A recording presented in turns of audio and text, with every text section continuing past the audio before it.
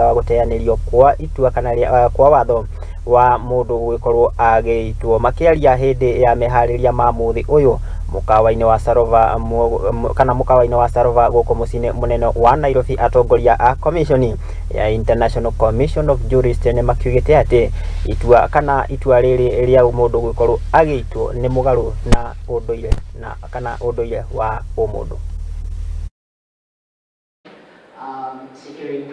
Securing the right to productive. Now, in regards to the abolition of death penalty, the Kenya National Commission on Human Rights has been this debate since inception.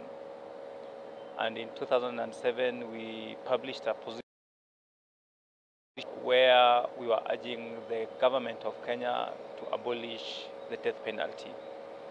And our argument was based on the fact that the death penalty was unconstitutional then. That was actually before we got the 2010 constitution. So, and therefore the government needed, because the government is the one that promotes rule of law, therefore it needed to act constitutionally and abolish the death penalty. Unfortunately, since then, abolition has never taken place. We've had a lot of commutations, including the commutations that were done by the President, Honorable William Ruto, I think last month, of around 634, but the abolition is yet to take place. So December 2022, our own statistics that we received from prison, and perhaps because of the commutation, was that there were 22 women serving the death sentence, of which 2 had been convicted of robbery with violence, and the other 20 were for murder.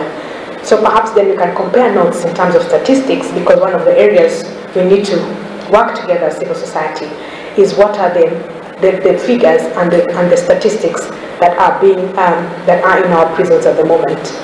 The 99 versus 2 for us then raises the question: what the 2 women, what are they convicted of? And for us at ICJ, we began a campaign to focus on the gendered perspective of the death penalty. Nake mutongoria wa kiama kia Roots Party ni Professor Utiri